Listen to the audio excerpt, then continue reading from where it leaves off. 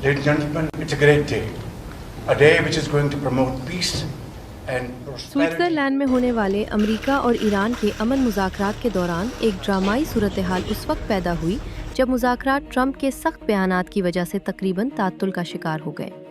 ये मुज़ाकरात 21 और 22 जून 2026 को स्विट्ज़रलैंड के बर्गनस्टॉक रिजॉर्ट में हुए, जहां अमरीकी और ईरानी आला हुक्काम शरीक हुए, जबकि पाकिस्तान और कतर ने सालिस का किरदार अदा किया। मुज़ाकरात का मकसद इस्लामाबाद में मॉर्डम के बाद एक हतमी अमन माहदे की राह हमवार करना था। बातचीत में पाबंदियाँ, आबनाए हुर्मस, लिबनान की सूरत हाल और खित्ते की सलामती जैसे अहम मौज़ूआत शामिल थे।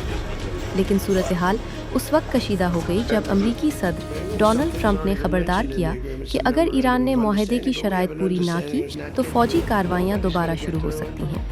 If I don't like it, if they don't behave, we'll go right back to dropping bombs right smack in the middle of their head. इन बैतानात के बाद ईरानी वफ्द एहतजाजन मुज़ाकराती कमरे से निकल गया।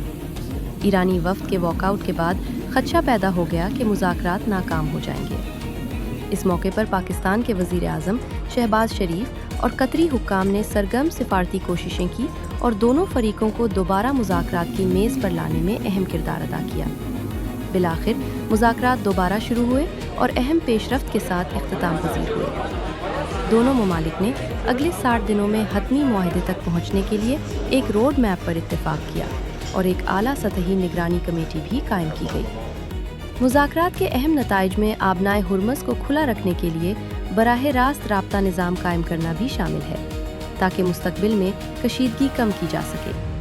अमरीका ने ईरानी तेल की फ़रोख्त पर आयद बाज़ पाबंदियों में आर्जी नरमी का ऐलान किया, जबकि ईरान ने बैनुल-अक़वामी जौहरी मुआयनाकारों की वापसी पर रजामंदी ज़ाहिर की। पाकिस्तान और कतर ने मुश्तरका बयान में मुज़ाकरात को मुस्बत और हौसला अफजा करार दिया और कहा कि तकनीकी सतह के मुज़ाकरात स्विट्ज़रलैंड में जारी रहेंगे।